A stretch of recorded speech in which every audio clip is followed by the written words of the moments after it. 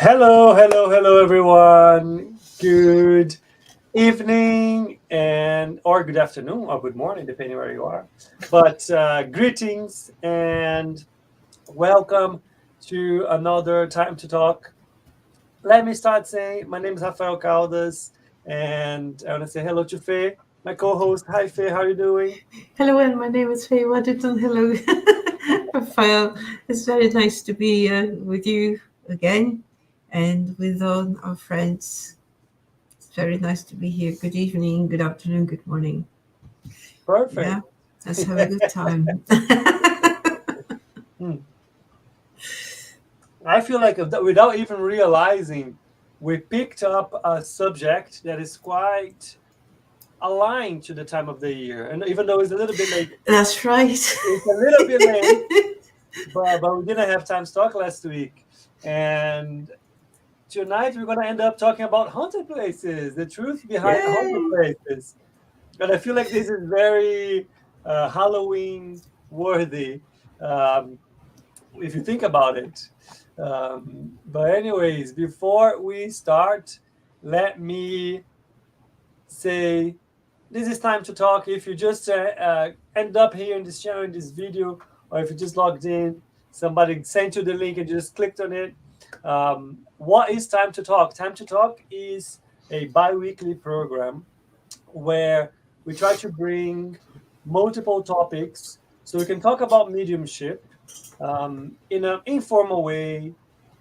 The idea is not to be a lecture. The idea is to have an open conversation where we can share stories, share perspectives, share studies, and more importantly, for you to ask questions, dive in, send comments, send your stories to make this as dynamic as possible so we can try to address your questions about spiritism, about the topics that we're talking. Always talking from, about mediumship, but always coming from a spiritist perspective or backing up our opinion, our experiences, and so on spiritism. And let me just move this. There you go. Super. What Yeah. are the broadcasters behind the groups behind Time to Talk? They allow us to be here every couple of weeks. First of all, Spiritist Society of London, SSL. SSL is a study group in the UK dedicated to studying Spiritism, spread the word about Spiritism. We have quite a few initiatives. We have some study groups online, study groups face to face. If you'd like to know a bit more about us, go check our pages. We have online meetings on Tuesdays, face-to-face meetings on Thursdays. We have a mediums book study on Saturdays. We have Andrea studies on Monday. So get in contact and we'll loop you in. Second of all, BUS, British Union of Spiritist Societies. SSL is affiliated to BUS. BUS works as a federation trying to connect and help feed into the multiple spiritist groups here in the UK. And just reading the messages here. BUS is committed to spreading the knowledge about spiritism in the UK through the different spiritist groups. They have a lot of initiatives, events, and so on, so go check their page as well. Last but not least, Kardec Radio. Kardec Radio has been around for many, many years now, always trying to bring information about spiritism in English. They have not just their pages, but they also have an app, so go check what's available so you don't miss out on anything. Today is our episode 59, The Truth Behind Haunted Places. And the title, let's say, of or the subject, it is a bit informal on purpose, right? Because we want to bring this conversation to a direct and open level. And when I talk about the truth behind haunted places, let me ask you, Faye. What do you think are the topics that we can touch, or what do you think this is a topic that gets a lot of attention, or anyways, what does this topic bring to your mind when you talk about truth behind haunted places? Well, just so that we're very much improvising here, and I was just listening to you and looking at our call and say, number 59. If we were in the spirit of the harvest festivals and Halloween and all that, I would say, well, this is expressed by number 5, which is about spirituality anyway. What the topic brings is there are so many ideas there, but first of all, what it does, if we think of the spiritist take on what we're talking about, I think that was the reason why, the core of all what led the first researchers, serious scientific researchers around, that became spiritism, about the spiritual reality and all that, were what the so-called haunted places and the so-called manifestations of ghost manifestations that people would take as some sort of trick or some sort of entertainment, but which became was then regarded very seriously as the expression of a connection between dimensions. This is what it makes me think. Interesting that you say that, because it is so true that if you think about, look, we talked about the different types of mediumship, different types of mediumistic phenomena here. Yeah. And a few times we talked about physical manifestations, right? Being anything that is related to the actual matter around us. So being knocks or rasps or moving objects or disappearing objects or breaking objects out of nowhere, or noises that we hear. So anything that's in that sense something they always bring. And if you think about it, is at the very embryonic state of spiritism. It's how Spiritism started. Yes, but it's maybe with the study is like a more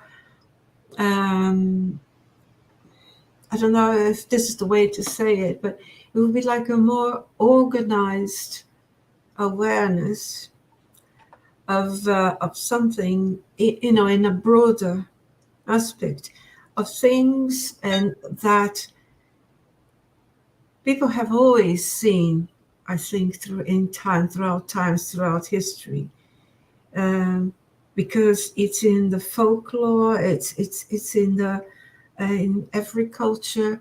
There is an element of not only of the connection with spirits, but the perception of spirits, either through a person's ability or from some external signal of some sort. And what Codex study did was to bring all the aspects of this sort of awareness together as one organized scientific approach to something that's not the work of tricksters, and even to say what is and what isn't, and even to make the difference, and to take seriously the people who were more aware and were more sensitive and could testify that something had happened in their environment which was external to them. It's like somebody say, well, I've overheard voices in the house next door, so there must be people next door because I heard the voices. Yeah. And that's this overhearing or this witnessing of the presence didn't happen next door. It happened exactly where they were. So they happened pretty much indoors. Yeah. And there's a lot of literature and a lot of films and a lot of festivals. And Yeah. that's become a fascinating area of study, I think. But I like this example that you brought, because I think that's probably one of the things that are so, I guess, solid in Spiritism, which is the whenever dealing or analyzing or studying mediumistic phenomena, the most important thing is to make sure that all other possibilities are already checked and rejected. Yeah. So when you talk about like how many people might have tried to play tricks and so on, or charlatans are out there and so on, and I mean, there's no denying that they do exist and the tricks exist, but because some people do tricks and try to play others, Mm-hmm. that it doesn't mean that the reality of the mediumistic phenomena. It might mean that some people are trying to take advantage out of something, but it doesn't mean that the reality of phenomena is not there. And we've talked about like physical manifestations. So when we talk about haunted places, I want to give a very direct statement. I mean, that can be controversial, be unpicked very easily, but are there haunted places? In the sense that there are spontaneous manifestations that have occurred through time, in houses, in hotels, in places, in whatever it is, in hospitals, in whatever. Mm-hmm. Yes, but the persistence of some of these spirits in making their presence ostensibly felt is what gave the origin to the belief of haunted places. But why do you think that there's so much interest in that? But as soon as if it's very easy, if you just search something on the internet, think about a haunted place, the most haunted place in country X or city X, there'll be plenty of results. There'll be plenty of places like, oh, come to this place, this happens, so on. So it is something that it ignites people's interest and curiosity. Mm-hmm. And why is that?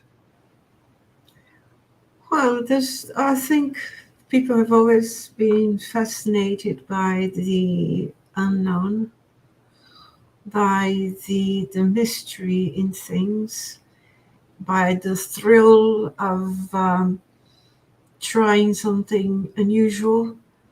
And even made this has become even a sort of entertainment. Some people like suffering the fear of the terror of realizing that that is true or not true. I think there's that's interesting. There's an interest for the unknown. There's a genuine curiosity about anything that goes beyond our 3D world and five senses. So I think deep inside, people want to know that there is more, and they want to know more about life. And when they talk about haunted places, they're not really talking about death. They're talking about another form of life. Mm-hmm. Yeah. So is it true the life still goes on? Is it? Yeah, but I've seen people. There are pictures of people walking on the roads and visiting places, and yeah, tourists have pictures of the spectre of the images of other people, translucent people, with crossing the roads, walking along the roads. It's so, ever so common to hear, what at least, I don't know, in some countries it is, but to see, whenever you see someone walking along the road, just say a prayer, because you never know. Yeah. You never know. True. I have a question. How does it work, though? I think let's think about, okay, if we start from the basis that physical manifestations are possible, therefore haunted places are possible. Why? No, why? I think before the why is how. How does it happen then? Because let's try to bring back to the aspect of mediums, the mediumship. For a manifestation to happen, what is necessary? Attachment. Yeah. So what does the physical manifestation in a place, what can be associated with in terms of situations? What do you think?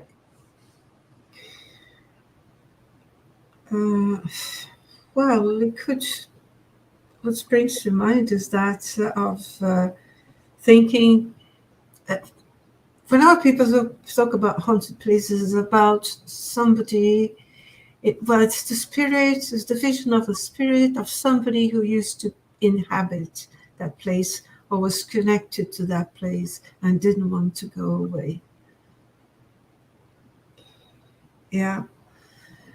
That's the logical explanation. That's what people normally say. Yeah. Which is not far from the truth. Actually, it is the truth. Now, why it happens that way is something else. Are we talking about people who are still unaware of where they are? Could be. We see in many stories in literature, we see stories in cases in which the ghost is guarding a place or avoiding keeping the character of that place until something happens, and he's quite happy to see that all his work has been done. Someone else is going to continue his work. Then he's free to go.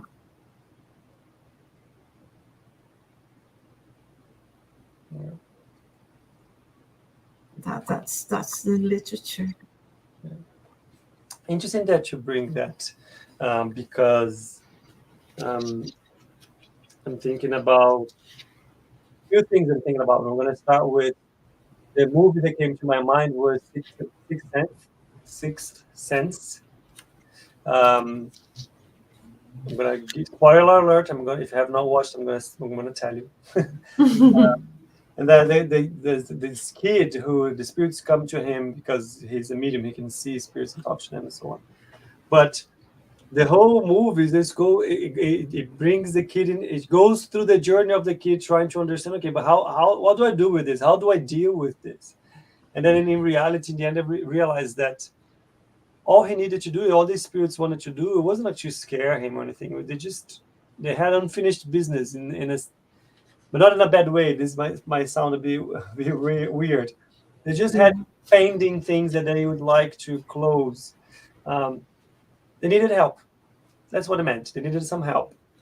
And it's an interesting parallel with like reality, right? Because if you think about, use the word that I think is a good word that we need to deep dive, attachment. And you also mentioned that many spirits might not even realize the situation that they are in. They might not realize that they have passed.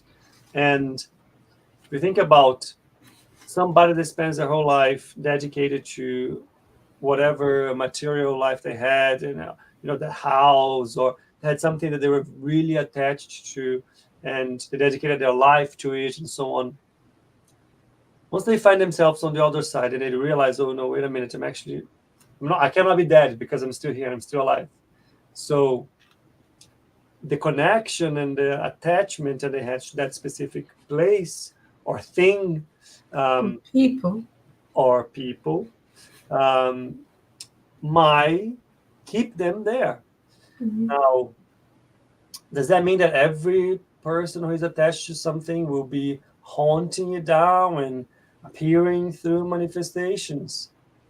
No, because for manifestation to happen, you need, of course, the spirit, but you also need a medium that will provide the ways through the spirit will give it the manifestation.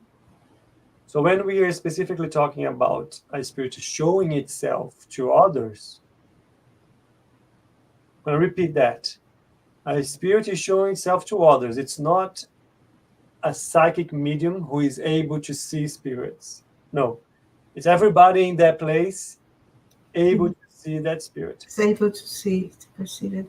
So for that to happen, we need a medium of physical effects that donates its fluids, it generates a special type of energy, let's say, manipulated by the spirit, and it uses it to show itself. Yeah, because it's not going to simply, it won't be as that powerful to manifest, as to take shape. Mm-hmm. Take shape from one dimension into another by oneself alone. Yeah. I believe that some might, but I think that would be quite a huge degree of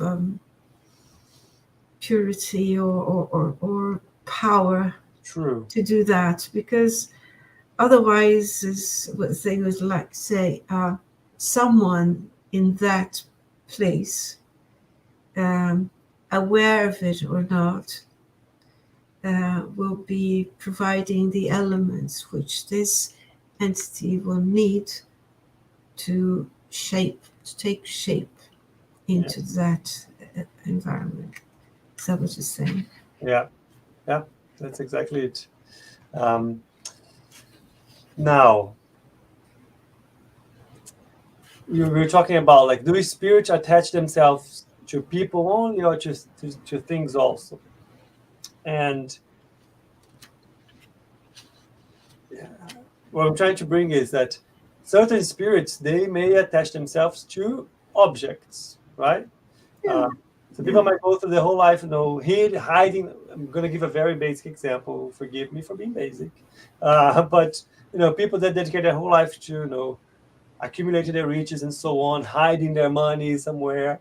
They are not sufficiently, detached to dematerialize. They might, continue watching over where they kept their money, they kept the investment, and so on. Yeah, I think it can also be the fact. Imagine that if one feels lost, feels alone, and he finds a certain place, a certain building, a tower, a church, or a house, whatever, that looks familiar, what he would feel safe because he's unaware of a condition and cannot move on. So is there isolated into one frame of mind that does not allow this person to move on.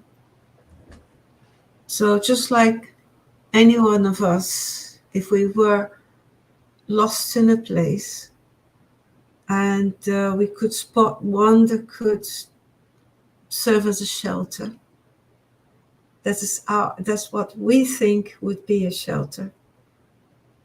We would choose that corner, that place to stay until we found a way out, until we found rescue.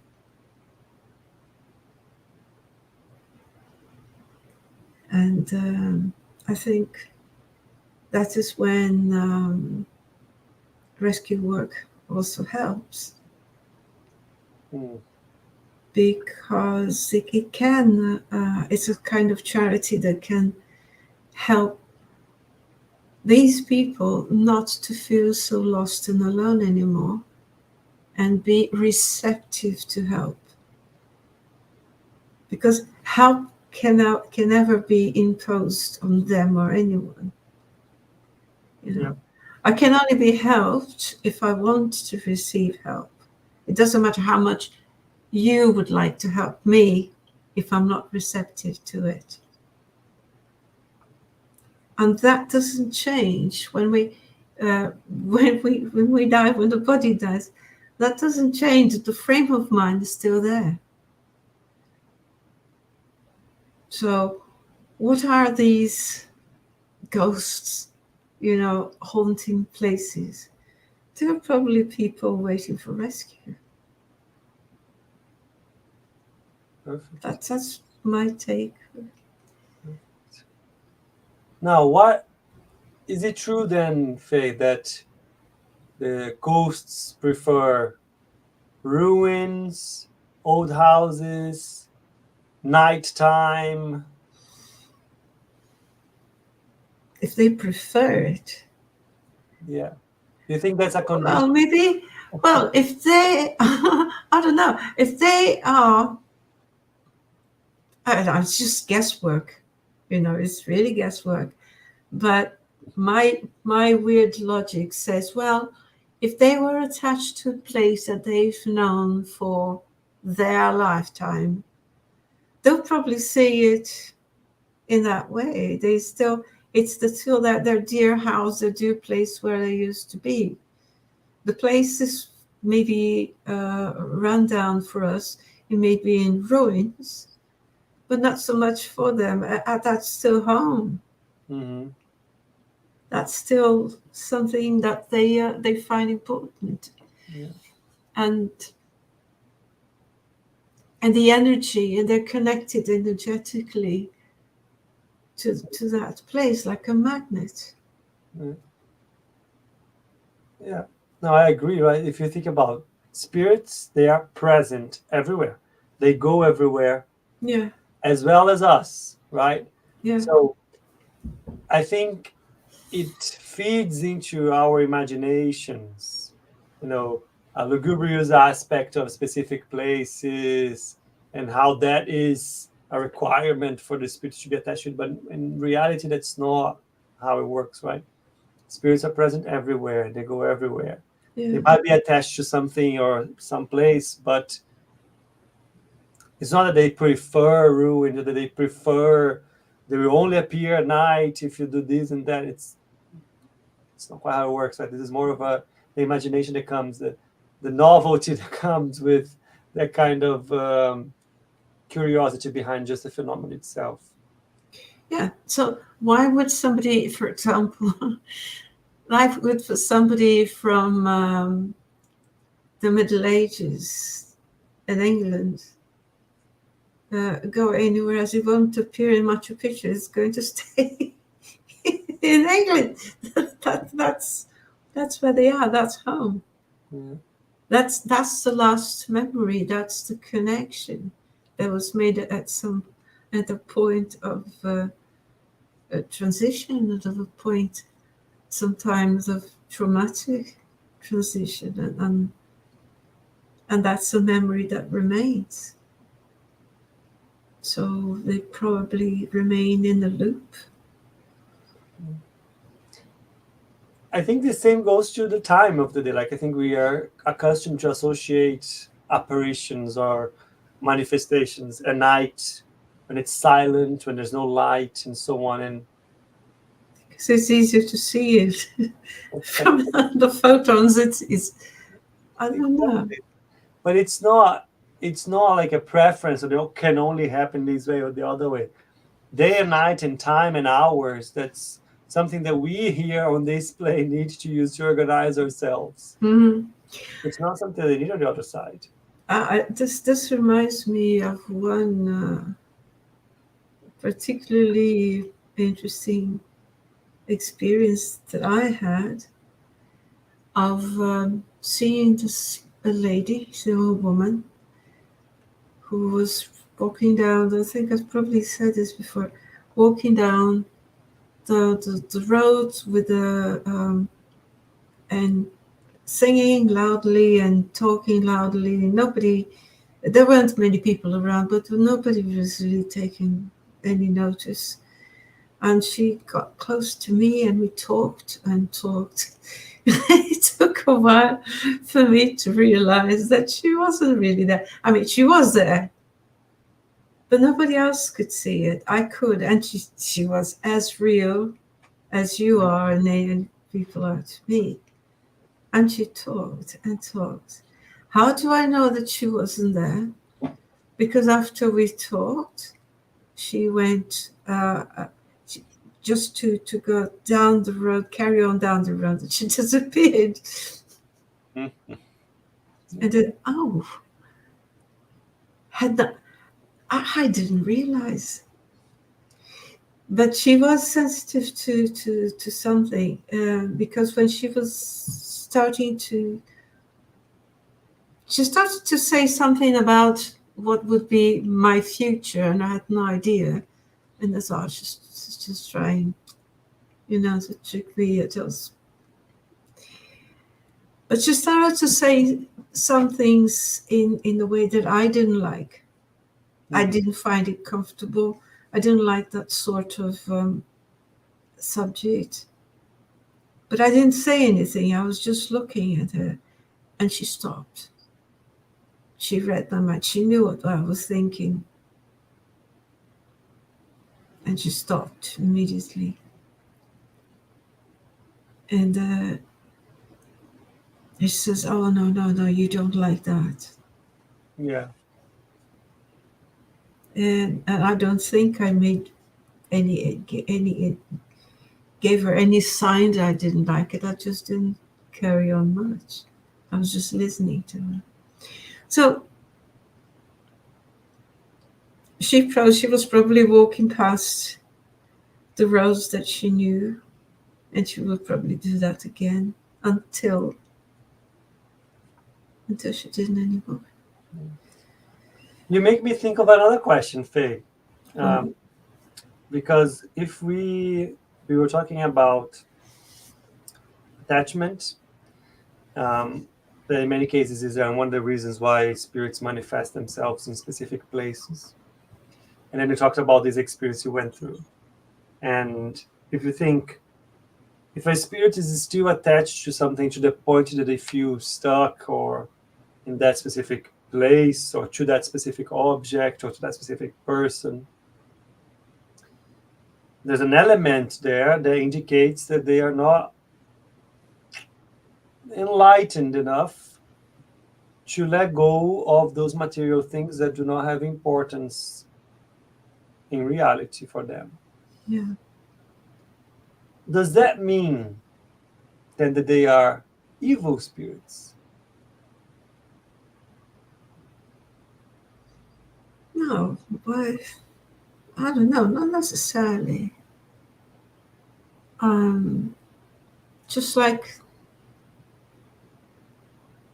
I try to be, I tend to be careful when if I class anyone as an evil. I don't even like this word. I always, let's say weak. I don't know if wicked is better, like wicked spirits, or I don't know. Yeah. Well,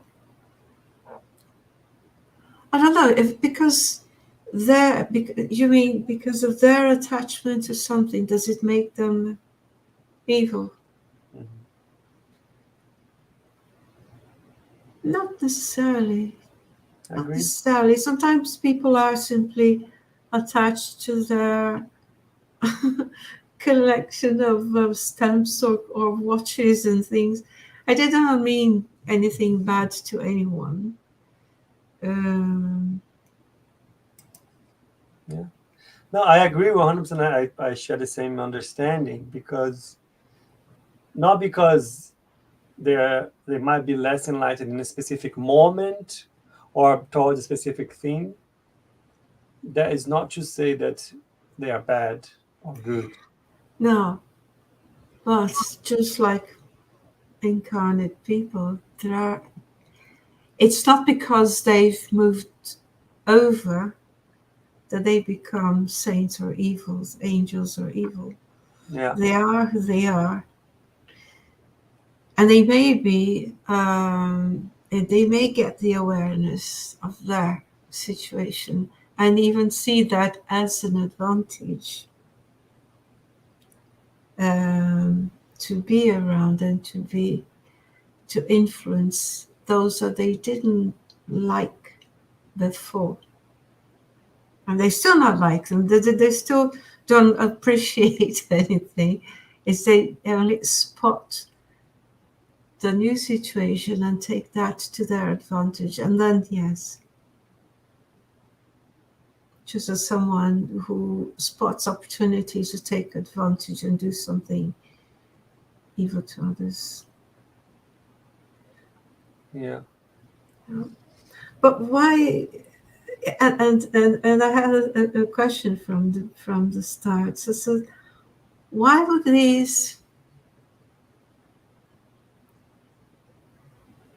when Codex studies began,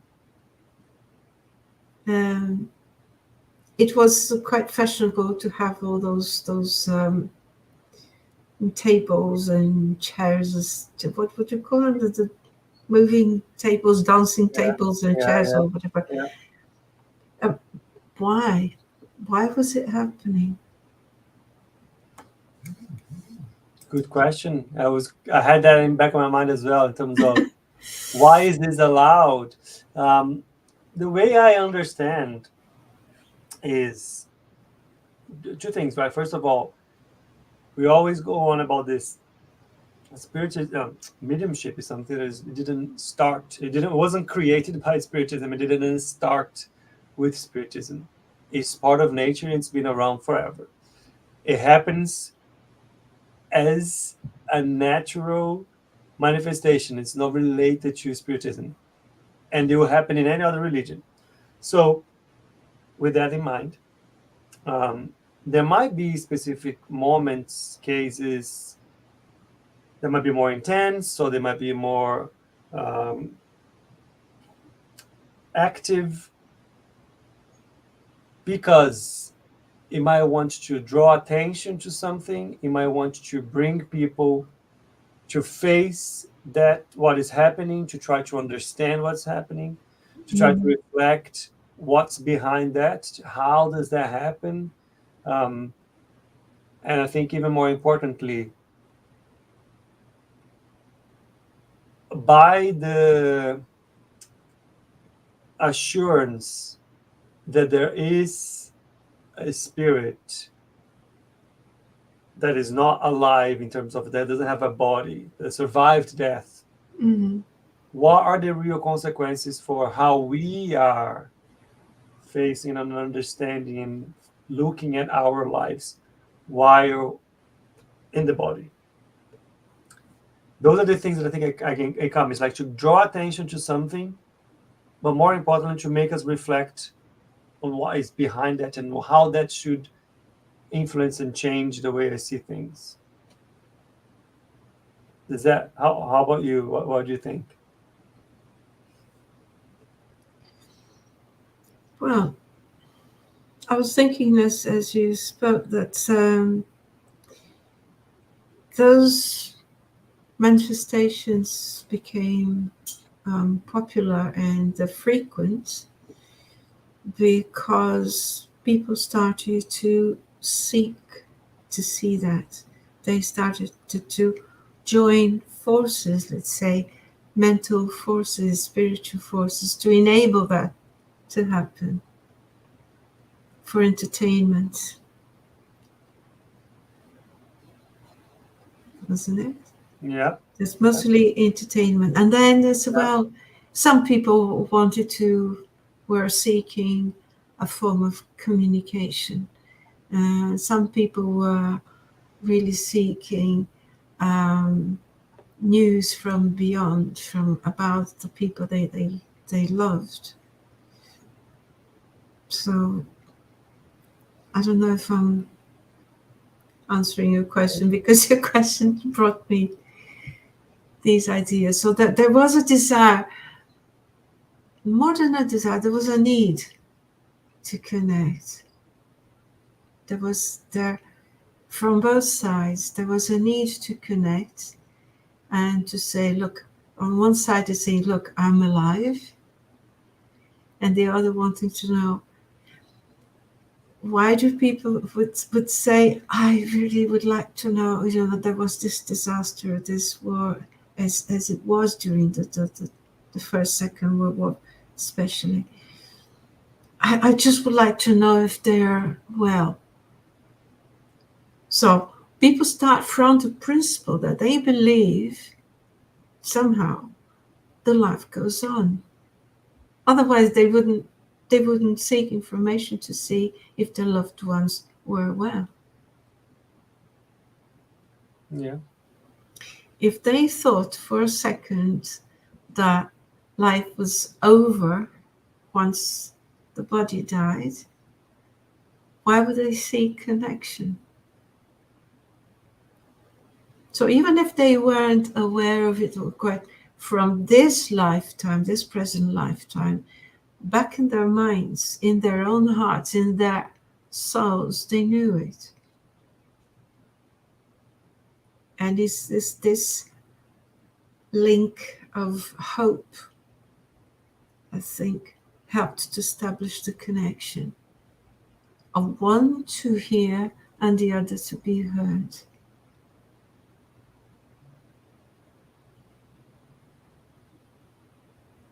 And when you say of haunted places, that's what I think, is that is one wanting to be heard, but quite frustrated. Yeah. It's a good question. It's a good thing that a question that comes to my mind, which is the people are commonly afraid of haunted, Yeah. being haunted, right? Yeah. Is there rationale? Does it make sense to be afraid of haunted houses or being haunted? People they are afraid of the unknown. That's natural. That's survival.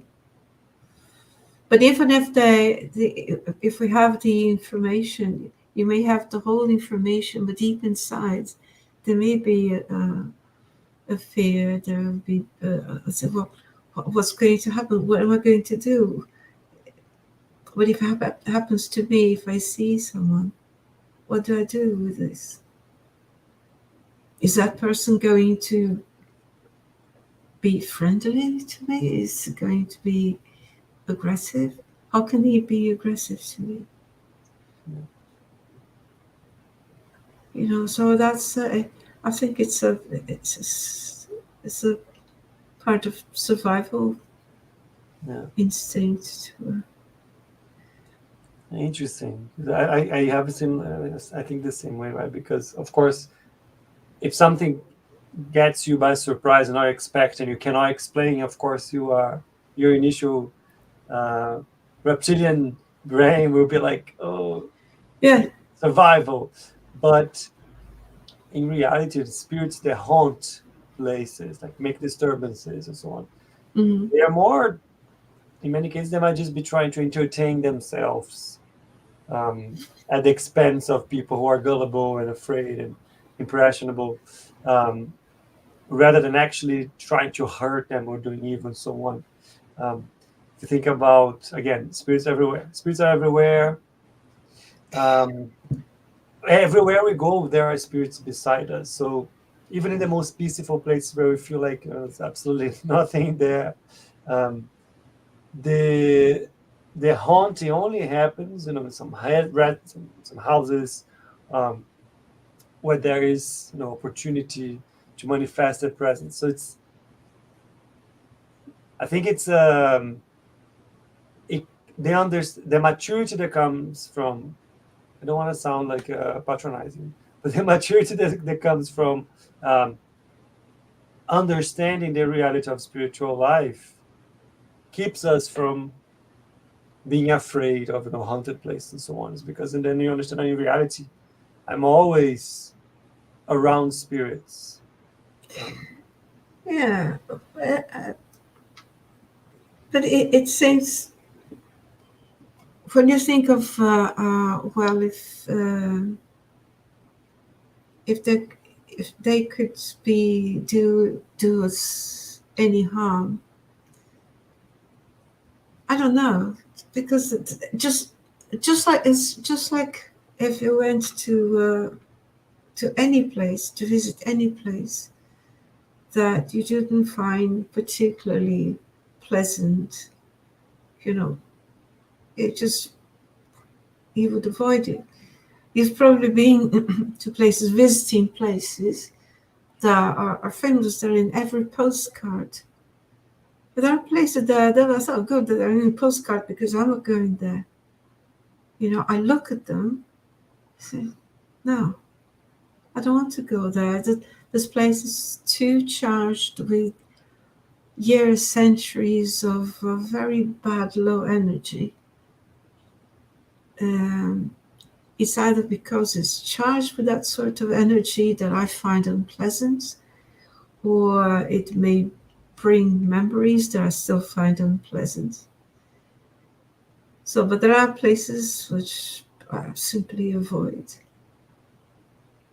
I don't care if they're a work of art, if they belong to humanity. In my humble opinion, some of them could simply be just brought down because they don't have anything.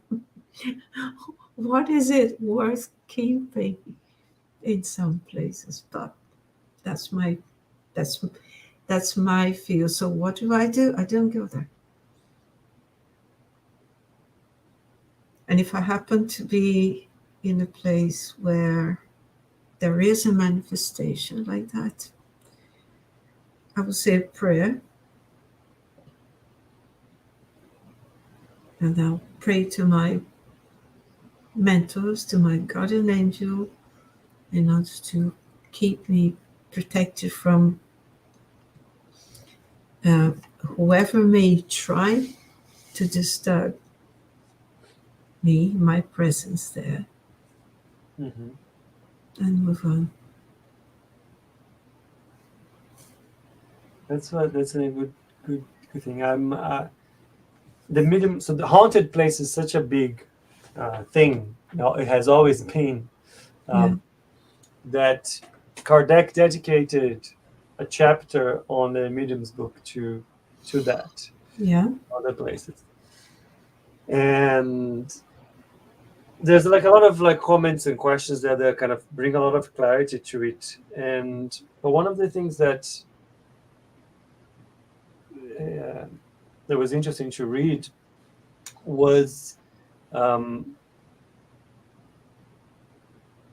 they are not let's call it the annoyance that can be. Imagine if you move into a house, you bought a house or whatever, you move to a mhm, different flat, and then you start go through these unexpected events and so on, and you find out that there's actually a spirit that can manifest there and so on, and they just annoy you and so yeah, on.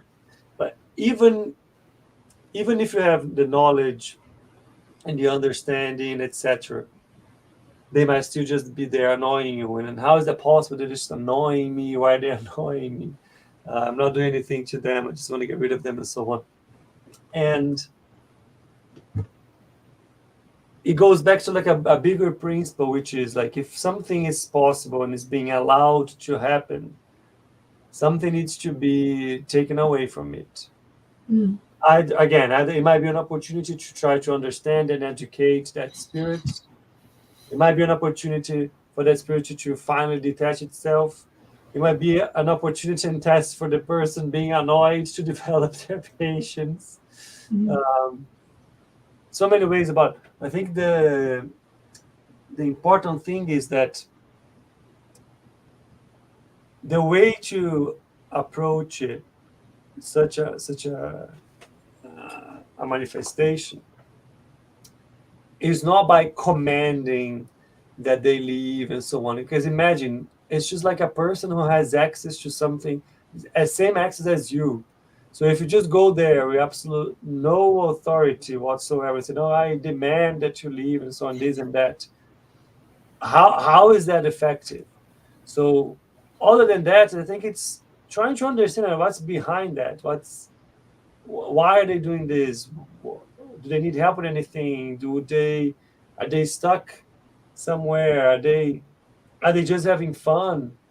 And if so, is that a better thing to dedicate and invest their time and energy in from that side? And it was just it's whenever we're talking about haunted places and then we bring it to a spiritist perspective, all of the, again, the novelty and like the supernatural stuff kind of just, it goes away, because then it just needs to be very matter of fact about things, and you're just dealing with somebody just like anyone else. And I think that's the key, to try to say, oh, if it's a haunted place, okay, but how, why, what's the effect, how do we help, what's the issue?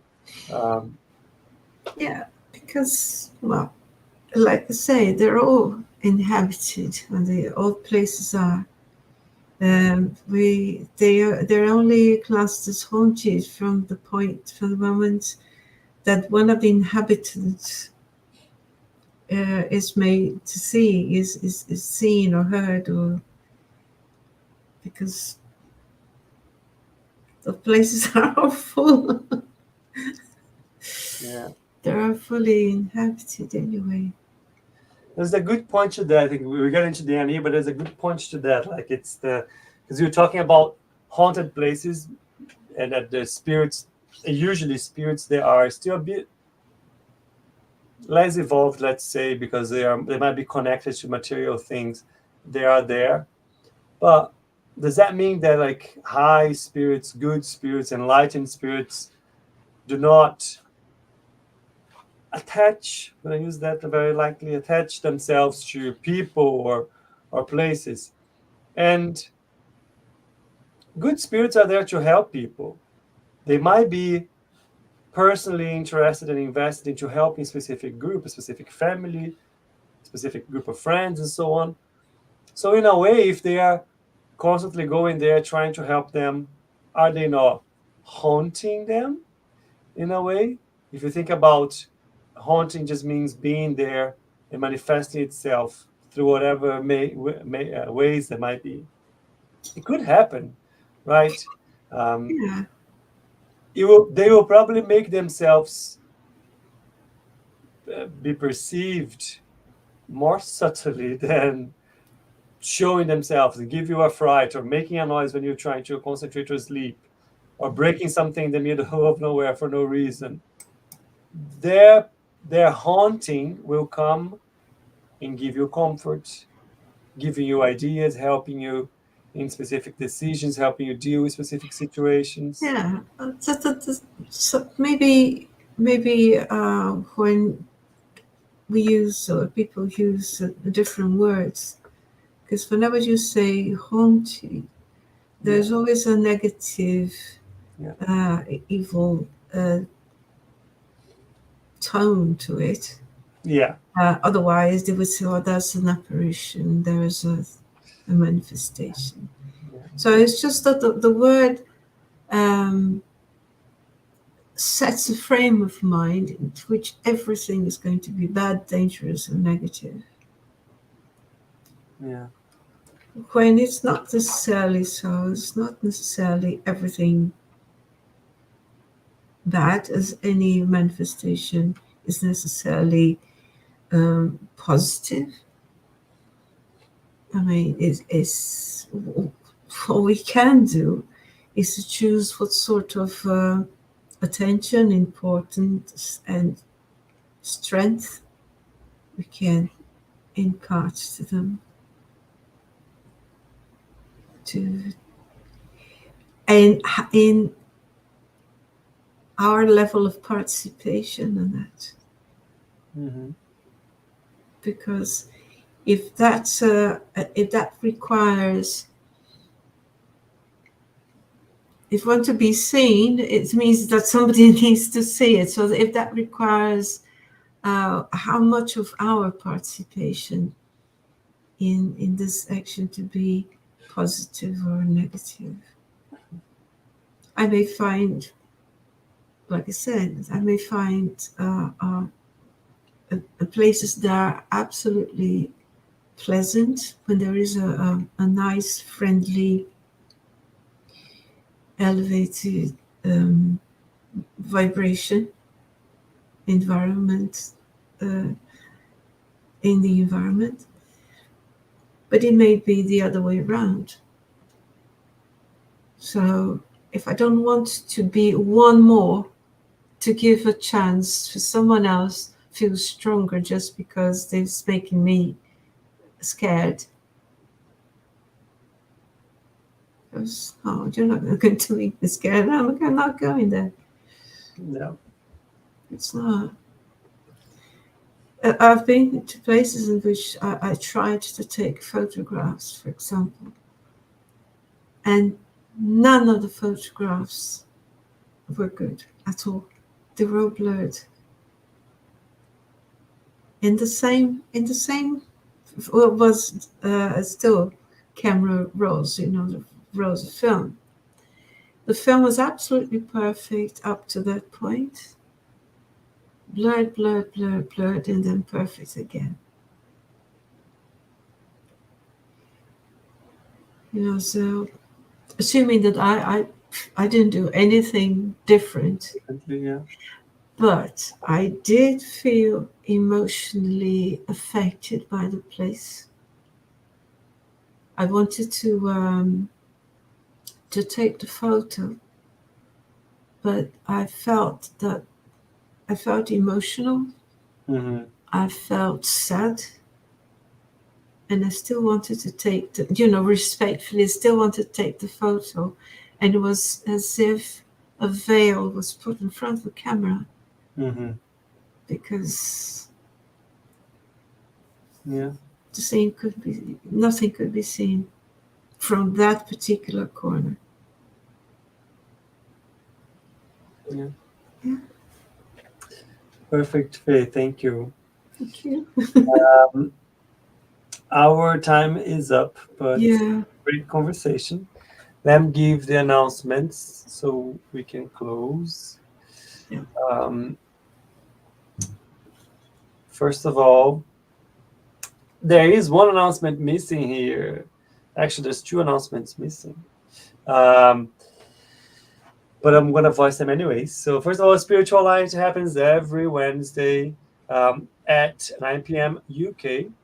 And be mindful that we changed from daylight savings. We're not in British summertime anymore, sadly. But every Wednesday, different topic, different guests. Please tune in. You can check that on the Buzz YouTube page. We have our Mediums book study group on Saturdays at 10:30 UK time. Feel free to join us. You have the details for the Zoom call here. The other two that I'm missing is Gabrielle Deland. Let me just double check here the dates. But Gabrielle Deland, we have, oops, there you go. We had our, the last episode from the series last week is still available on the Buzz YouTube page. But we'll have in December like a special session. We're going to bring most of us who participated in the initiative this year to talk about a summary, a conclusion of this year dedicated to study Gabriel Delan's works. The announcement is also missing here is from next week, we are restarting our Andrea Luiz study group with Faye. Faye will be Yay. Yay! Leading it, you'll be on Mondays at 7 p.m. We are going to restart the book The Messengers, which is the second book from André Luis series. So stay tuned. If you'd like to join, we'll share the details in our pages. Thank you, Faye, by the way, for thank you. It's good. over. Looking forward to it. Yes. And that's it. That's all I had, Faye. Any last words? No, well, it's again, thank you for the opportunity, and I hope that our chat has helped to bring light to a subject that's usually enclosed in mystery and shadows. Unnecessarily. Unnecessarily. Yeah. Thank you very much, Faye. It has been a pleasure. Thank you, everyone who joined us, and we'll see you in 2 weeks. Yeah. See you soon. Have a nice time. Bye.